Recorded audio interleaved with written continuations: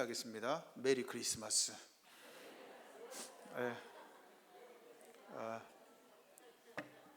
이유가 있는 인사입니다. 여러분, 크리스마스는 12월 25일이 아니죠. 달력상으로만 12월 25일입니다. 이 대강절, 우리가 대강절, 대림절, 대림, 구주의 임재를 고대한다라는 뜻이고, 대강절, 구주 강림을 기다린다라는 뜻입니다. 이 오심, 어드벤트라는 단어 있죠. 이게 라틴어라는 아드벤투스라는 라틴어에서 나왔습니다. 이교도들이 제사를 드릴 때 신들이 그 자리를 찾아온다라는 것이죠. 우리 제사 많이 지내보셨습니까? 이전에? 너 제사 지내봤어? 누가 예, 제사 지내면 여러분 가끔씩 길 가다 보면 음식들 모퉁이나 이런 데다가 있는 거 있잖아요. 실제 귀신이 와서 먹습니까? 보셨어요? 먹지 않죠. 그렇죠? 나중에 기회가 되면 귀신에 대해서 한번 해보겠습니다. 귀신론이라는 게 교회 안에서도 있습니다. 이교도의 풍습입니다. 신들이 와서 음식을 먹는다라고 생각했습니다. 그런데 로마 제국은 이 의미를 바꿔서 어떻게 바꿨느냐? 왕적 위엄을 가진 인물이 침하여 공적인 방문을 하면, 마을에 공적인 방문을 하면 이걸 아드벤투스라고 했습니다. 그러니까 이게 대강절이란 말이 여기서 나왔습니다. 왕이 오신다라는 뜻입니다. 12월 25일 성탄절입니다. 태양 숭배일을 바꾸었습니다. 예수님은 12월 25일에 탄생하지 않으셨습니다. 정확한 날짜를 알 수가 없어요. 예수님 오시는 이스라엘은 화이트 크리스마스는 없습니다. 눈이 오지 않는 날입니다. 누가 만들어내었는지 참 잘 만들었습니다. 산타클로스는요, 네덜란드의 성인 세인트 니콜라우스의 이름을 따서 산타클로스라고 했습니다. 저기 주일학교 애들은 저기 사무실에 있으니까 못 듣고 있겠죠. 쟤들이 지금 동심을 다 파괴하고 있는데, 그죠? 이 주님의 강림을 기다리는 절기라고 해서 교회사적으로 크리스마스 이전에 4주를 지켰습니다. 그래서 오늘부터 해서 제가 4주간 대강절 설교를 하겠습니다. 대강절은 구주의 기다림에 대해서 묵상합니다. 이전에 우리의 선배들은 크리스마스, 예수님이 오신 하루만 지킬 수 없다, 그래서 한 달을 지켰습니다. 정확하게는 40일을 지키곤 했습니다. 40일 하니까 생각나는 거 없으세요? 40일 사순절, 그죠? 이삭이 잘했어, 칭찬해. 사순절을 지켰습니다. 부활절 이전에 사순절, 그죠? 똑같습니다. 그래서 사순절 개념으로 대강절을 지켰습니다. 예수님이 언제 오셨습니까? 예수님은, 자, 문제입니다. 예수님은 오셨습니까? 오시고 계십니까? 오실 것입니까? 1, 2, 3번입니다. 자, 손 드셔야 됩니다. 손 안 드시는 분 12월 15일 시상식에서 그 사랑방은 제외하도록 하겠습니다. 협박입니다. 자, 예수님 오셨다. 손.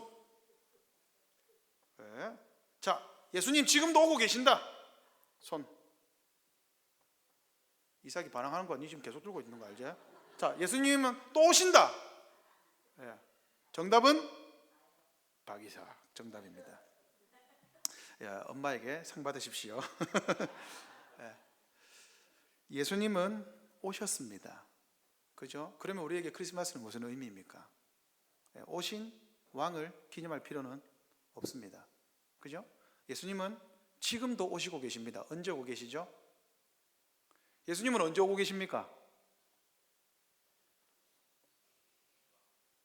예수님 언제 오고 계세요? 이삭이 손 들었잖아. 맞춰봐. 심판? 너 손 잘못 들었구나. 상진이, 내가 이상한 소문을 들었는데 니 진짜 목회학교가? 확실하게 대답해야 돼. 목사 할 거야? 뭔데? 내 니 좀 키워볼라 했는데. 목사 말고 전도사까지만. 따로 나중에 만나겠습니다. 아주 좋은 꿈을 꾸고 있습니다. 좋아요. 여러분, 예수님은 매주일 오십니다. 그게 주일 예배의 의미입니다. 여러분, 예배는 우리가 만든 게 아닙니다. 예배는 공적인 예배입니다. 왜 공적이냐? 예수님께서 약속하셨기 때문에 공적입니다. 하나님의 매주 예배의 방문이기 때문에 이 날이 크리스마스보다 못한 날이 아닙니다. 훨씬 더 의미가 있고 그 모든 의미를 다 가지고 오셨습니다. 예수님 시대에 예수님의 탄생을 본 사람들이 주일을 풍성하게 지키겠습니까? 우리가 주일을 풍성하게 지킬까요? 우리가 훨씬 풍성하게 지킨다는 것을 아셔야 됩니다. 왜요? 우리는 구원 역사가 구속사, 성경이 완성된 시대를 살기 때문입니다. 그러면 이렇게 설명할 수 있습니다. 우리가 지은 죄가 클까요? 이전에 지은 사람들의 죄가 클까요? 우리의 죄가 훨씬 큽니다. 왜냐하면 더 많은 은혜를 맛보고 더 많은 의미를 알고도 더 많이 못 누렸으니까요. 그리고 예수님은 약속대로 다시 오실 것입니다. 바로 이것이 예수님의 오심을 기다리는, 대강절을 기다리는 우리의 자세여야 합니다. 이미 오셨고 또 매주 오시고 계시고 앞으로 오실 예수 그리스도를 우리는 기다립니다. 자, 이 관점에서 오늘 본문을 한번 보겠습니다. 아담과 하와는 어떤 사람입니까? 특별한 사람이죠. 왜 아담과 하와가 특별합니까? 여러분, 우리와 아담과 하와가 다릅니까? 같습니까? 다 똑같은데 딱 한 가지가 달랐어요. 어떤 면이 달랐습니까? 타락 이전에 하나님을 봤다는 거예요.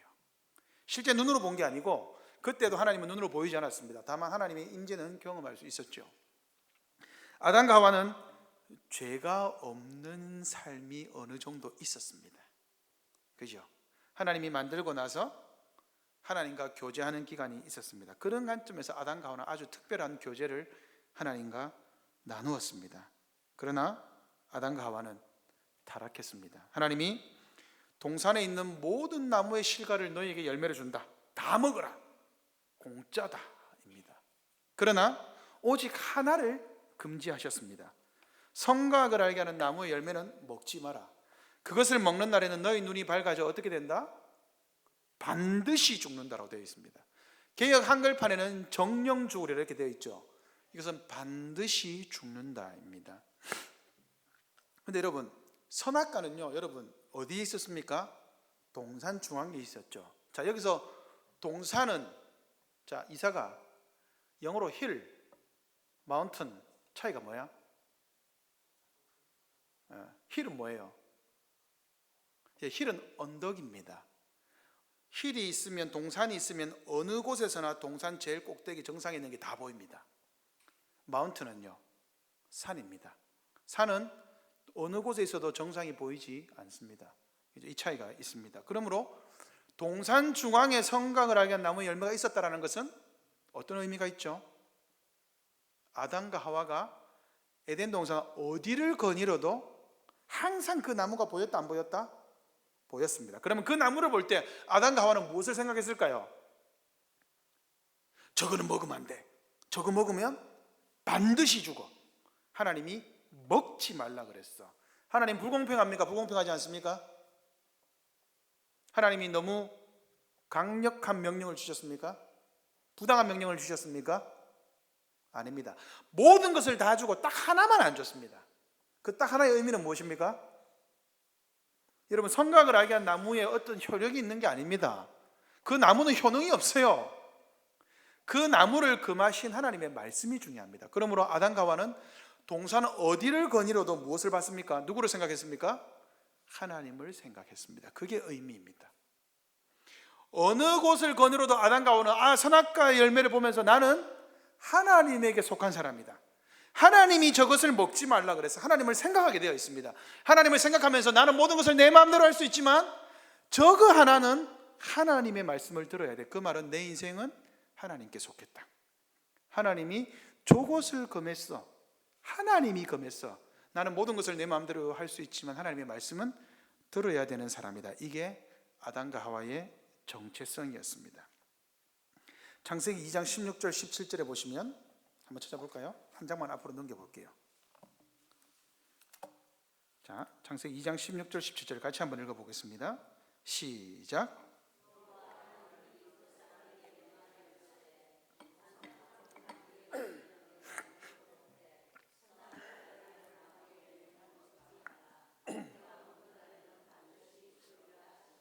아멘.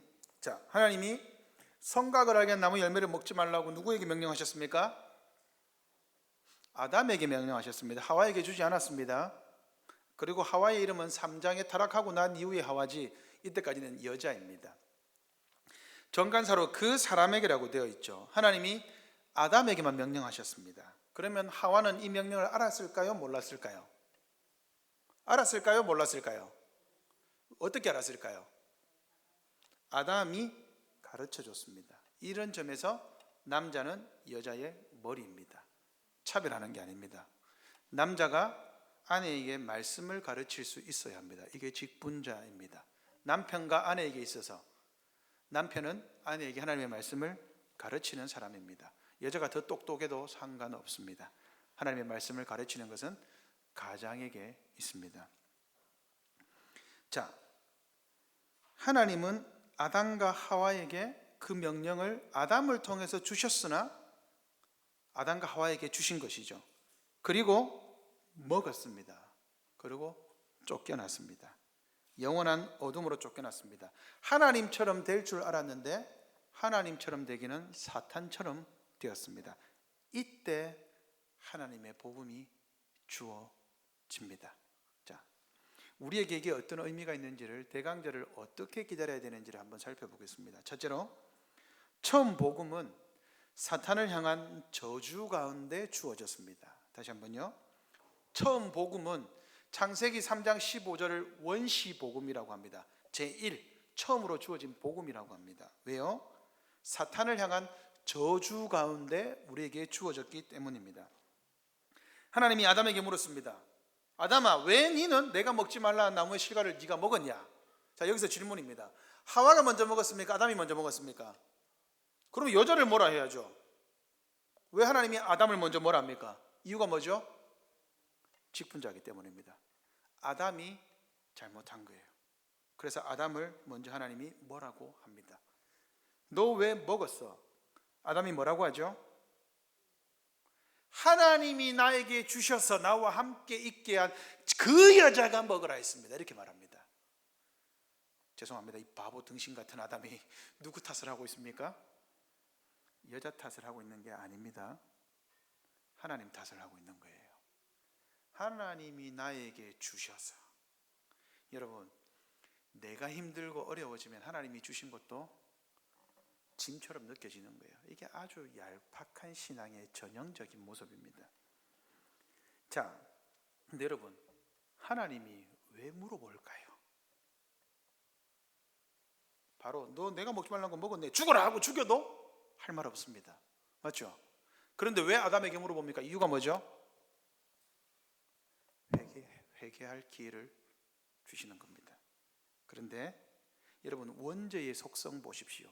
원죄의 속성은, 첫 번째 속성은요, 핑계입니다. 하나님 죄 때문에, 자 때문에, 개 때문에, 어려운 상황 때문에, 뭐 때문에 이게 우리의 습성입니다. 하나님이 물으실 때는요, 죄를 지적하면 죄송합니다라고 해야죠. 내보고 어쩌란 말이고 지킬 수 없는 상황인데 왜? 그러면 지옥 그대로 가시면 됩니다. 여러분, 지옥 가서도요, 그 원통함은 풀어지지 않습니다. 여러분, 지옥 가면요, 모든 게 이해되고 그게 풀어질 줄 아십니까? 아니요. 더 많은 이해되지 않는 것과 불공평 때문에 그 스스로 죽어가는 곳이 지옥이에요. 부자와 나사로의 이야기를 보십시오. 부자가 뭐라고 합니까? 저 나사로를 보내주십시오. 못 간다. 죽었다가 살아나면 믿지 않겠습니까? 그건 네 생각이고. 부자는 어떻게 됐을까요? 원통함과 억울한 가운데 계속해서 죄의 형벌을 받았겠죠. 그게 지옥입니다. 이해되지 못했던 것이 지옥 가면 이해될까요? 더 이해 안 됩니다. 저주입니다. 자, 이 시점에서 하나님이 여자에게 또 묻습니다. 너는 왜 먹었노? 이러니까 뭐라 그러죠? 저 뱀이 무라 했습니다. 이 말은 뭐예요? 하나님이 만들어 놓은 저 뱀이 먹으라 했습니다. 이 뜻입니다. 남자도 그렇고 여자도 그렇고 누구 탓을 합니까? 하나님 탓을 합니다. 하나님 보시기에 심히 좋았던 것들이 심히 안 좋게 보여요. 왜 그렇습니까? 죄를 지었기 때문이에요. 여러분, 이거 자세히 보셔야 됩니다. 우리가 죄인이란 걸 어디에서 알 수 있느냐? 하나님이 주신 좋은 것은 좋은 것으로 봤고요, 하나님이 주신 나쁜 것은 내가 보기에 나쁘니까 그것을 안 받아요. 아담과 하와가 그렇게 받은 거예요. 하나님이 분명히 좋은 것으로 주셨는데 나는 나쁜 것으로 받는 거예요. 받기 싫은 거예요. 이게 죄인의 습성입니다. 그런데 여러분, 하나님이 뱀에게는 어떻게 물었습니까? 묻질 않습니다. 너는 저주를 받는다. 바로 저주를 선언해버립니다. 사람의 탁월함이 여기서 드러나죠. 남자와 여자에게는 하나님이 왜 먹었냐고 물었습니다. 그러나 사탄에게는, 뱀은 사탄의 대리자죠. 뱀에게는 묻지 않습니다. 바로 저주를 선언합니다. 뭐라고 저주합니까? 너는 여자와 원수가 되게 하겠다. 자, 그런데 여러분, 여기서 이 뱀은 실제 뱀이 아닙니다. 이 뱀은 사탄의 대리자죠. 이사야 14장 12절 14절에 보시면, 한번 박목사님 찾아주실래요? 이사야 14장 12절 14절 보시면 이렇게 나와 있습니다. 너 아침의 아들 계명성이여. 이 계명성이 누굴까요? 이 사탄입니다. 어찌 그리 하늘에서 떨어졌으면 너 열국을 엎은 자여 어찌 그리 땅에 찍혔는고. 내가 내 마음에 이르기를 내가 하늘에 올라 하나님의 무별 위에 내 자리를 높이리라. 사탄이 하는 게 뭐예요? 하나님의 자리까지 내가 높아지겠다. 뱀이 아담과 하와에게 뭐라고 유혹했습니까? 너희들이 이것을 먹는 날에는 하나님같이 되리라. 하나님의 자리까지 올라간다. 선과 악을 알게 하는 권한을 하나님이 아니라 너희들이 정해라. 여러분, 그게 선악과의 본질입니다. 선과 악을 누가 판단한다? 내가 판단한다는 거예요. 난 하나님의 판단을 받지 않겠다. 그러자 가장 높은 곳에, 가장 높은 구름에 올라가 지극히 높은 이와 같이 같아지리라 하는도다. 이게 사탄의 특징입니다. 가장 높은 곳에 올라 지극히 높으니 하나님과 내가 같아질 거다. 그런데 15절에 보세요. 그러나 이제 내가 소올 곧 구덩이 맨 밑에 떨어짐을 당하리로다. 소올이 지옥입니다. 네가 지옥 제일 밑바닥에 처한다. 가장 먼저 심판받는 게 사탄입니다. 여러분, 사탄은 그 적시로 저주를 받고 땅에 떨어졌습니다. 그래서 공중 땅의 권세 잡은 자가 사탄입니다. 얼마 동안. 이게 계시록에 나와 있죠. 그런데 하나님이 사탄에게 저주를 선언하셨습니다. 이때 우리에게는 복이 주어집니다. 이게 놀라운 역설입니다. 여러분, 우리의 모든 죄는요, 하나님을 향해 짓는 죄입니다. 죄의 결국은 뭐죠? 사망입니다. 사탄이 우리에게 노리는 것은 그것입니다. 보세요. 사탄이 속였잖아요. 하와를 속였잖아요. 그래서 어디로 떨어졌습니까? 결국 죽음으로 떨어졌습니다. 잠시 잠깐은 사탄에게 속았을 때 얼마나 행복했습니까? 맛있어. 그러자 곧바로 자신들의 벗었음을 알게 되었죠. 그때 속았다는 것을 여자가 알게 되었을 겁니다. 결국은 죄는요, 허무와 죄 가운데, 사망 가운데 죽어가게 만드는 것이 죄의 본질입니다. 그런데 뱀에게, 사탄에게 하나님이 저주를 하셨죠. 이 사탄이 저주를 당하는 것을 보면서 우리는 위로를 받을 수 있습니다. 어떤 위로를 받습니까? 사탄을 따라가면, 여러분 죄를 지어 보셨습니까? 진짜 흥분되고 달콤하죠. 죄 가운데 있어 보십시오. 얼마나 재밌습니까? 그 죄를 따라 살면 나에게 행복을 줄 것 같습니다. 하나님보다 더 지혜로워 보이기도 합니다. 보기에 아름답고 달콤해 보이기도 하고 심이 맛있어 보입니다. 선악과의 본질이죠. 죄의 본질입니다. 하나님과 같은 위치에 올라서는 것 같습니다. 죄를 지으면 잠시 잠깐 하나님이 모른 척 해줬으면 좋겠습니다. 그러면 잠시 잠깐 동안 불법을 행해도 평안을 누릴 수 있을 것 같고 돈을 벌 수 있을 것 같고 잘 지낼 수 있을 것 같습니다. 그러나 결국은 저주입니다. 그렇게 우리는 사탄의 결국을 보면서 무엇을 알 수 있습니까? 사탄처럼 되지 않을 수 있습니다. 사탄과 싸울 수 있습니다. 왜냐하면 하나님이 사탄을 이미 저주하셨기 때문입니다. 우리를 저주하신 게 아닙니다. 하나님은 사탄을 저주하셨습니다. 그러므로 오늘날 우리의 삶에 사탄의 유혹이 있어도 두려워할 필요가 없습니다. 왜요? 사탄은 이미 저주를 받았습니다. 자, 두 번째, 사탄에게 저주하심으로 우리는 복을 누리게 됩니다. 이게 어떻게 복이 될까요? 하나님은 사탄에게 저주하셨습니다. 그런데 이상한 선언이 있습니다. 여러분이 만약 누군가를 심판할 위치에 있다면, 누군가를 저주할 힘과 위치에 있다면 어떻게 하시겠습니까? 그냥 죽어라 이러면 됩니다. 그죠? 그런데 여기에 쓸데없는 표현 같아 보이는 게 하나 있습니다. 내가 너로, 여기서 너는 뱀입니다. 내가 너로 여자와 원수가 되게 하겠다. 여기서 여자는 누구죠? 하와입니다. 뱀의 말에 속았기 때문입니다. 자, 뱀, 즉 사탄은 여자에게 접근해서 뭐라고 속였습니까? 네가 하나님같이 될 수 있다. 요한복음 8장 44절 한번 찾아보겠습니다. 요한복음 8장 44절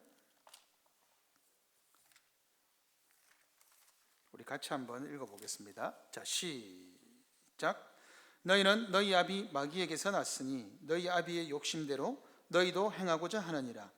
그는 처음부터 살인한 자요 진리가 그 속에 없으므로 진리에 서지 못하고 거짓을 말할 때마다 제 것으로 말하나니 이는 그가 거짓말쟁이요 거짓의 아비가 되었음이니라. 아멘. 지금 이거 누구에게 하는 말입니까? 예수님이 불신 유대인들에게 하는 말입니다.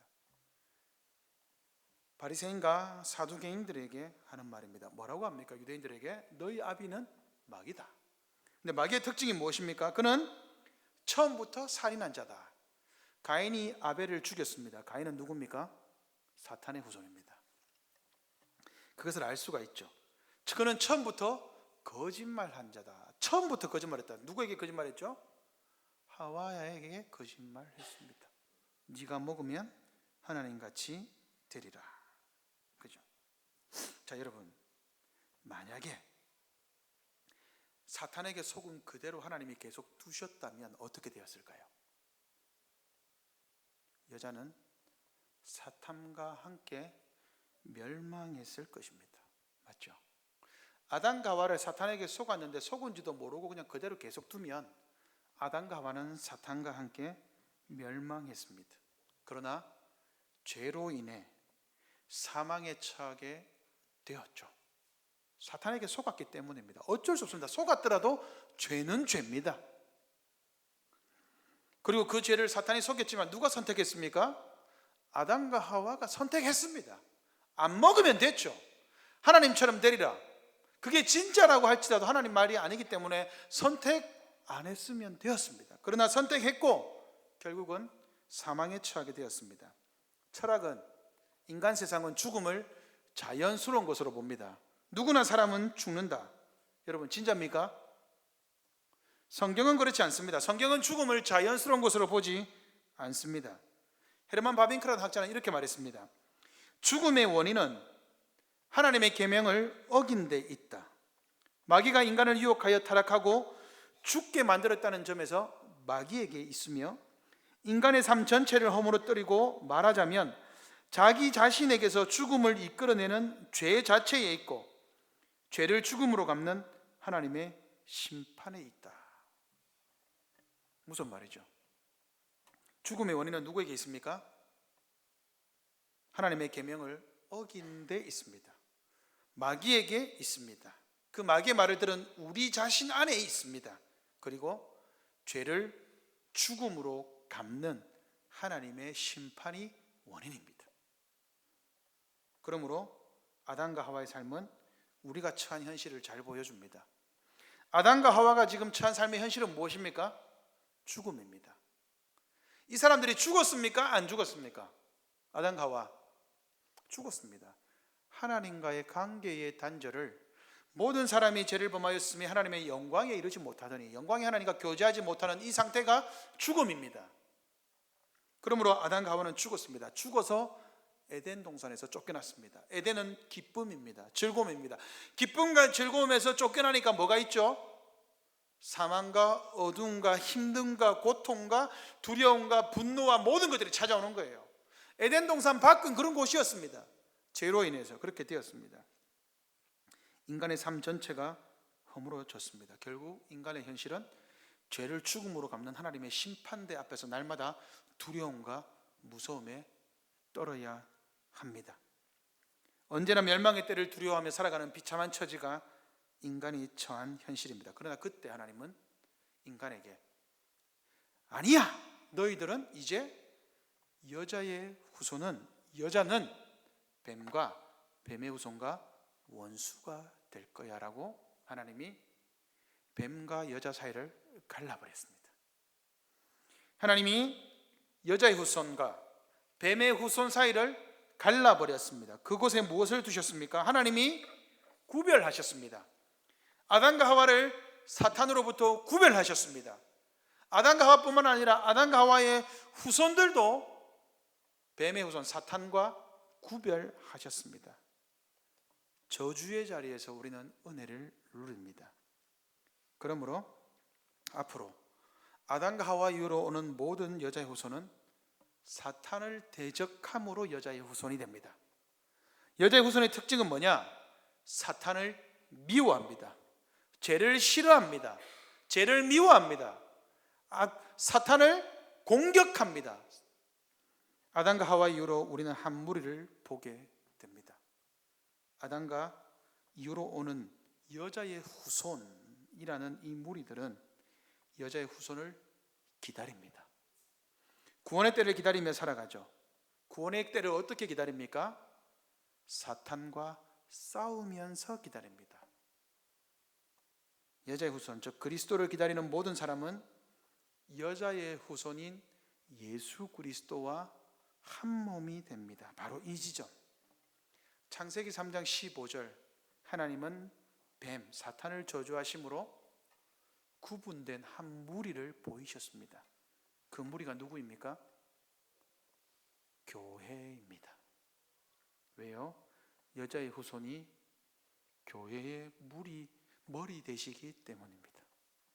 그러므로 창세기 3장 15절에서 이미 하나님은 교회를 구분하고 계십니다. 무엇으로부터요? 사탄의 저주로부터. 교회는 구분되었습니다. 사탄의 공격을 받을 것이다 라고 말씀하셨지만 교회는 사탄과 원수가 된다고 구별하셨습니다. 그리고 구별하셨다는 것은 뭐죠? 교회를 보호한다라는 하나님의 열심히 전제되어 있습니다. 인간들 스스로 구별할 수 없습니다. 왜냐하면 3장 15절 잘 보십시오. 주어가 뭐죠? 내가 하나님입니다. 내가 뱀, 사탄 너 그리고 여자의 후손과 원수가 되게 하겠다. 누가요? 하나님이 하셨습니다. 우리가 구별한 게 아닙니다. 아담과 하와는 뱀이 우리의 적인지도 몰랐습니다. 속였는 줄도 몰랐습니다. 그냥 먹으라니까 먹었습니다. 뱀의 말을 들으면 그렇게 될 줄 알았습니다. 그리고 뱀에게 속고 나서도 속은 줄도 몰랐습니다. 죽음에 처해 있는 줄도 몰랐습니다. 그러나 하나님이 구별하셨습니다. 그때 알았습니다. 아, 내가 속았구나. 내가 쫓겨났을 때 알았습니다. 아, 저 뱀 때문에 내가 쫓겨났구나. 그리고 마귀를 원망하기 시작했습니다. 마귀의 원망은 어떻게 드러납니까? 하나님의 약속을 향한 신뢰로 드러납니다. 그래서 아담과 하와가 하나님의 약속을 믿고 자녀를 낳은 것 아닙니까? 왜 자녀를 낳았습니까? 자녀를 놓지 않으면 여자의 후손이 없어요. 아담과 하와가 가인과 아벨을 낳았다는 것은 무엇입니까? 하나님의 말씀을 창세기 3장 15절을 믿었다라는 증거입니다. 그러므로 믿음이 아담과 하와를 살리는 것이죠.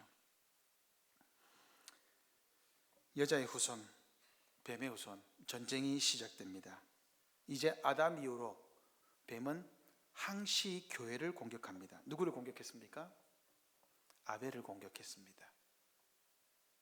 경건한 시인 아벨을 공격함으로 가인은 뱀의 후손임이 드러났습니다. 또 누구를 공격했죠? 노아를 공격했습니다. 산에 배를 짓는 노아를 공격했습니다. 이 멍청한 놈아, 누가 산에 배를 짓냐? 노아를 비웃었습니다. 120년간 비웃었습니다. 노아는 사탄의 비웃음과 조롱함에 120년 동안 견뎠습니다. 노아 홍수의 문을 누가 닫았을까요?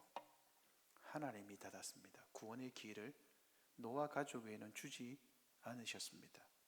그렇게 사탄의 후손은 멸망당했습니다. 누가 공격받았습니까?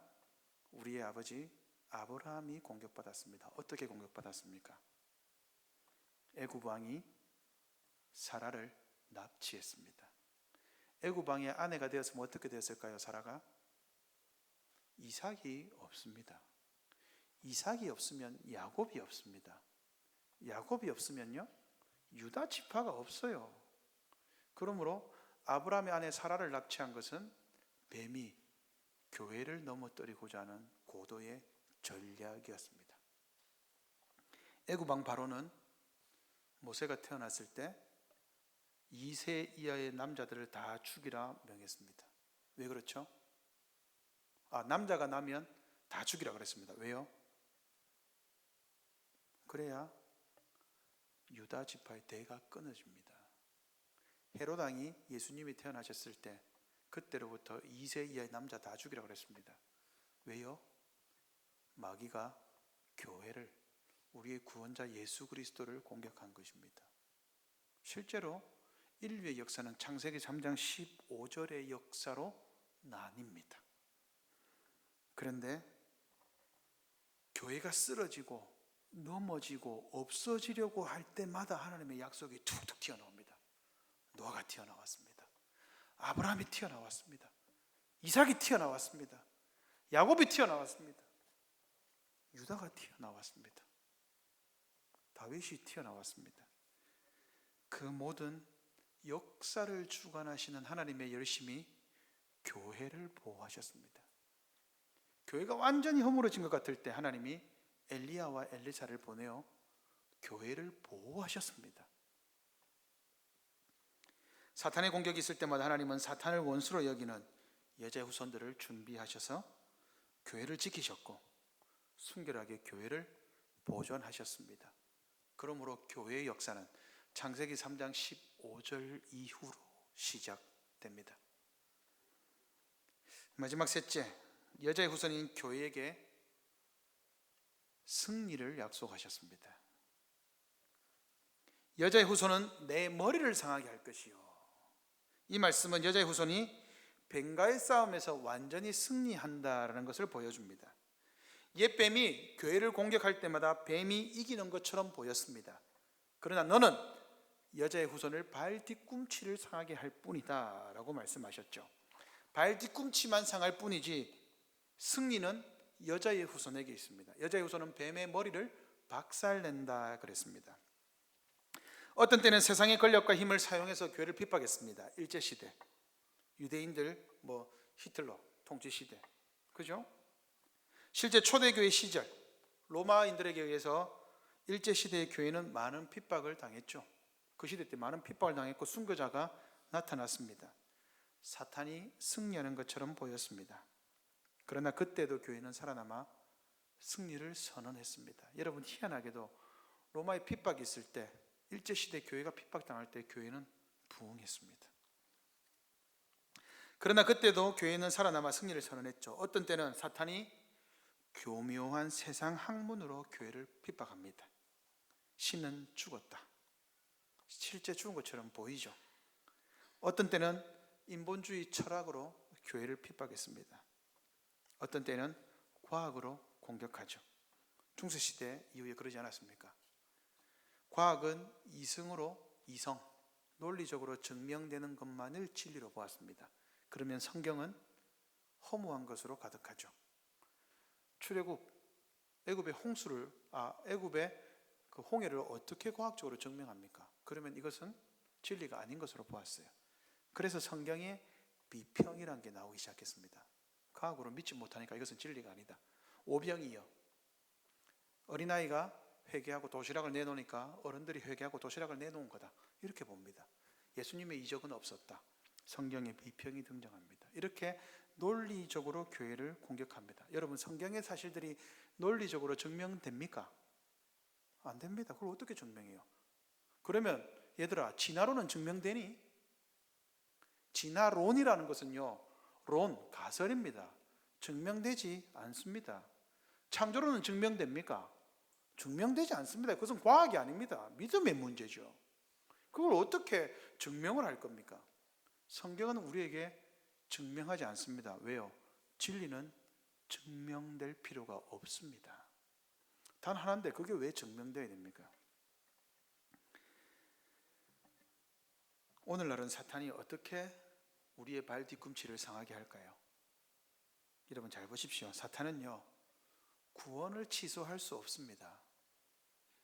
단지 우리로 하여금 발 뒤꿈치를 상하게 해서 고통 가운데 거하게 할 수는 있습니다. 그러므로 사탄은 우리에게 게으름이라는 고통을 줄 수 있습니다. 사탄의 전략은요, 복음을 누리지 못하게 하는 겁니다. 복음을 누리며 사는 게 행복하지 않게 만들어요. 그래, 신앙생활 그렇게 해봤자 뭐 그렇게 빡세게 한다고, 뭐 이번 한 주는 좀 쉬어도 안 되나? 그거 사탄의 전략입니다. 속으시면 안 돼요. 사탄의 전략은 게으르게 만듭니다. 오늘날은 더더욱 그렇습니다. 그런데 예수님은 언제 승리하셨습니까? 십자가와 부활로 승리하셨습니다. 예수님이 십자가에 죽으시고 부활하심으로 승리하셨고, 그 순간에 우리의 모든 죄악을 없이 하셨습니다. 따라서 우리도 십자가와 부활로 예수님이 승리하셨을 때 우리는 여자의 후손인 예수 그리스도로 인하여서 교회는 승리했습니다. 그러나 그 약속은 이미 창세기 3장 15절에 인류 첫 사람이 죽기도, 육체적으로 죽기도 전에 약속이 되었습니다. 그러므로 아담과 하와는 믿음 가운데 죽어갔습니다. 하나님의 진노의 잔을 예수님이 받으셨습니다. 그 결과 우리는 이제 진노가 아니라 사랑의 하나님의 기쁨의 잔을 받습니다. 성찬이죠. 이제 사탄은 아무것도 할 수 없게 되었습니까? 아닙니다. 여전히 사탄은 살아서 우리의 발 뒤꿈치를 상하게 하려고 마지막 발버둥을 칩니다. 우리로 하여금 게으르게 만듭니다. 우리로 하여금 의심하게 만듭니다. 우리로 하여금 피곤하게 만듭니다. 우리로 하여금 핑계대게 만듭니다. 우리로 하여금 예수님을 믿는 것을 힘들게 상황을 조정합니다. 때로는 다투게 하고, 때로는 집안일로 힘들게 하고, 때로는 별거 아닌 일로 화나게 만들고, 우리의 육체를 약하게 만들고 병들게 하기도 합니다. 그러나 그것은 한때입니다. 단지 발 뒤꿈치만 상할 뿐입니다. 우리의 승리를 뱀이, 사탄이 앗아갈 수는 없습니다. 그러므로 우리는 여자의 후손으로서 다시 오실 예수 그리스도를 고대하며 이 땅에서 싸우며 살아갑니다. 구약의 성도들이 여자의 후손의 오심을 기다렸습니다. 아브라함은 예수님을 기다렸습니다. 이삭도 예수님을 기다렸습니다. 다윗도 기다렸습니다. 오실 예수님을 믿음으로 구원을 받았습니다. 신약의 성도들은 오신 예수님을 바라봄으로 구원받았습니다. 우리는요, 오셨고 오신 예수님, 그러나 다시 오실 예수님을 믿음으로 우리는 구원을 받습니다. 그러므로 크리스마스는 아기 예수님을 기다리는 것이 아닙니다. 크리스마스는 다시 오실 예수님을 기다립니다. 이미 오셨고 십자가와 부활로 승리하셨고 다시 오실 예수님을, 진정한 승리를, 우리에게 주신 승리를 마지막으로 완성하실 예수님을 기다립니다. 어떻게 기다려야 할까요? 하루하루 싸우면서 기다리는 겁니다. 발 뒤꿈치가 상해도 예수 그리스도께서 진정으로 승리하셨음을 믿으며 주님이 오시면 우리의 힘듦과 고통은 끝이 난다. 주님이 오시면 진정한 기쁨과 평화가 임할 것이다. 그리고 예수님을 기다립니다.